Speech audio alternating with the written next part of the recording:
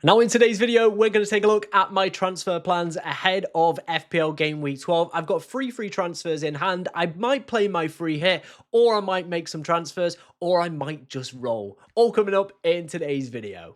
Now, before we dive into today's video, of course, if you do enjoy any of the content that you see on the channel, please be sure to like, comment, and subscribe, as we're trying to hit 25,000 subscribers before the end of the season, and it is only possible with your amazing support. Like I said, if you do enjoy it, make sure you're liking, getting any dilemmas you've got in the comments, and hitting that subscribe button. As you can see on screen right now is how we got on in Game Week 11, which feels like an absolute lifetime ago. As you can see, a nice, juicy rank increase up to around 600k. Pretty happy with that, to be honest.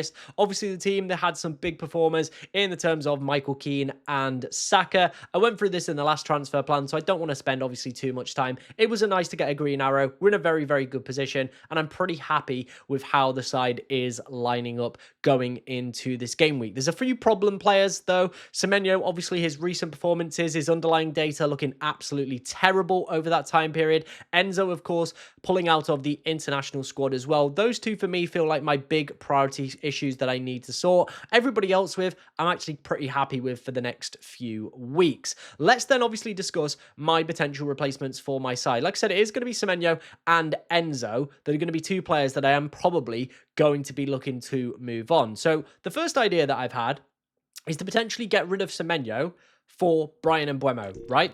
And the reason I've thought about this is look at the United fixtures that are coming up before he heads off to AFCON. Some absolutely stupendous games in there. He's also the second best player for non-penalty XGI so far within, third best player in the league for non-penalty XGI. He's currently averaging 5.3 points per start. The fixtures just look great. The eye test, he's massively passing it. And I do think he links up well with, Bruno Fernandes. These guys are going to play 90 minutes every single week over the busy festive period. I get my AFCON transfers. I can take him back out. He's also one of those players that is massively highly owned. He's over 30% now. He could be a massive EO destroyer. And like I said, I'm taking him out for Semenyo, who is a guy who just hasn't been delivering in recent weeks. The underlying data has fallen off a cliff. You could argue maybe Krupi's had an impact on that. However, the game against Aston Villa, it was still 0.4 XGI he put up in that game. Outside of the penalty,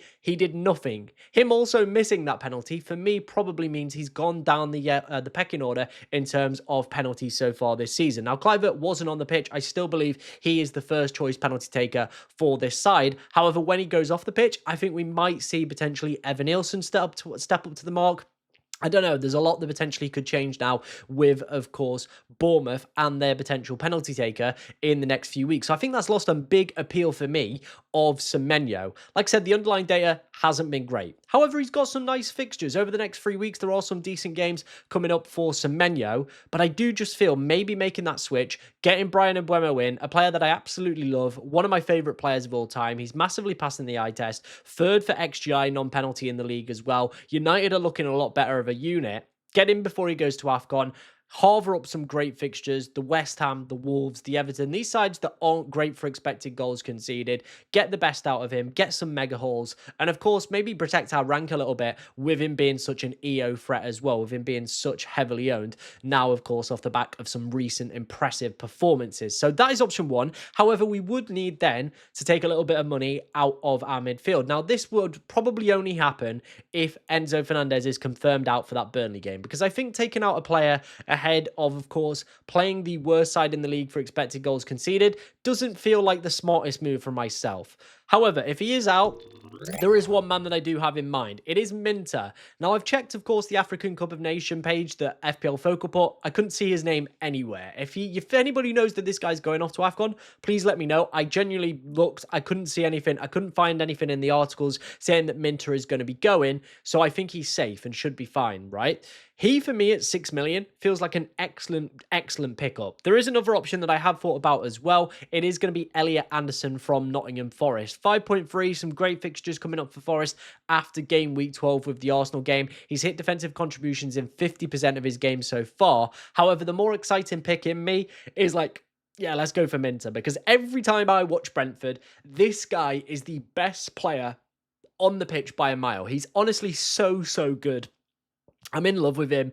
He just looks brilliant. Honestly, just absolutely looks brilliant. There's some great games coming up. Brentford, Forest, Villa, West Ham. Obviously, the Liverpool game in 16, not ideal. Sunderland at home after that. That is just all great, great games coming up for Brighton and Minter. If you look to the 11-5 data as well, which we covered in yesterday's Who to Buy video, you saw some great projected numbers coming up for Brighton over the next few weeks. And I would like a slice of their attack. And picking their most nailed attacker makes complete sense for me at 6 million. Gets Enzo out if he is injured. Allows me to go and upgrade Semenyo to Brian and Mbeumo as well. Getting another player who's performing really well within the Premier League right now. His underlying data, like I said, is absolutely impeccable. So I do really like this too as a move. It would also give me one transfer as well to potentially make some further moves down the line as well. We could, of course, maybe, look to potentially make a further move. But I think for right now, those would probably be the only two moves that I would make. And of course, transfer, the rest of the transfers further through, so we'd end up with 2 in game week 13. I'm going to put all these players into the squad then. I'm going to obviously play around with it in the in the Fantasy Football Hub website. So let's go over and let's go and do that now. Okay, as you can see, we are back in Fantasy Football Hub. If you want to go and check this out for yourself, there is a link to their website in the description. Let's take a look then at my transfer plans that we potentially could be looking to move. So this is, of course, if we wanted to make 0 transfers. Semenyo's not got bad games coming up. West Ham, Sunderland, Everton. Like I said, is it really worth taking him out or potentially giving him the next free? Enzo, if he's fit and available, has Burnley, which is a pretty decent fixture as a whole. So I don't mind that if we were to, of course, make 0 moves this week. Of course, if we were to do the moves that we did make, bringing in Brian and Mbeumo, bringing in Minter, I really do like it. We've got 0.1 million in the bank, so we are going to have to monitor price rises over the next few days to make sure we're not, of course, priced out of that move. And if we do go forward, I need to click make transfers, optimize team. There we go. If we do obviously move forward, this is how then the team would look for game week 13. Again, pretty reasonable, pretty happy with lining up with that as a side.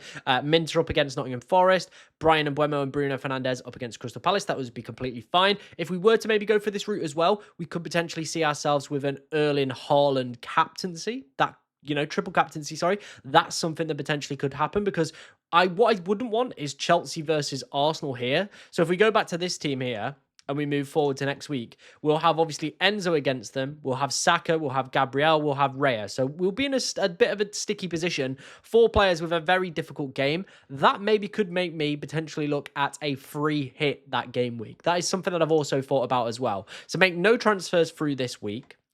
Game week 13, as you can see here, we would look to, of course, go for the free hit. We'd load up on City, so Jeremy Doku. We'd obviously look at Erling Haaland and maybe a defender or maybe Foden. Brentford, I'd get myself in like Igor Thiago.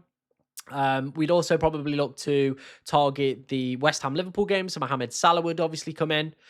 We'd also probably look at the what other game? The Villa Wolves game as well, probably like a Rodgers maybe or a defender up against Wolves as well. So game week 13 does look a nice week where I could get in a lot of players that I don't really have a lot of coverage of, and of course get myself the free hit out the way as well. The problem would be that I would miss this great opportunity for triple captaincy. But like I said, if I don't make any moves, I would have, of course, 4 players playing against each other in Chelsea versus Arsenal. Enzo is the only really one I want to take out longer term as well. So maybe the free hit would, of course, allow me to do that, because once we go into game week 14, we can see here Arsenal have Brentford, which is a perfectly fine and playable fixture for all my players as well. And of course, if I were to keep Enzo Fernandez, he would then go up against Leeds in game week 14. So game week 13 does feel like a week where my team isn't the most optimal. So maybe using the free hit that week could be the best play.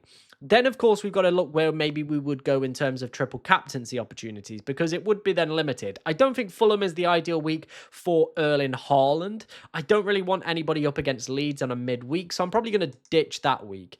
Game week 15, having a look here. City against Sunderland, but Sunderland have actually been pretty good. Liverpool against Leeds, or Manchester United against Wolves. Maybe looking at, like I said, a potential Brian Mbeumo or a Bruno Fernandes for the triple captaincy. Why not? Wolves are terrible at the moment. So, yeah, could also be a week where we go for it. 16 as well, we can see how Arsenal have Wolves, so maybe a Saka, maybe a Gabriel triple captaincy could also be on the cards for that week as well. City against Palace, again, doesn't feel like the most ideal opportunity. This is probably what I'm saying about the 13 free hit. It helps me out in one week, but it also leaves me with a big decision on when do I decide to play that triple captaincy, because the other weeks, there aren't as many clear options, I would say. Game week 13 for me does feel like an absolutely fantastic opportunity to, of course, look to use the free hit. And of course the triple captaincy. So I've kind of just got to weigh it up. What is going to score more points? Is it going to be the triple captaincy, or is it going to be the free hit? Let me know which way you would go on that one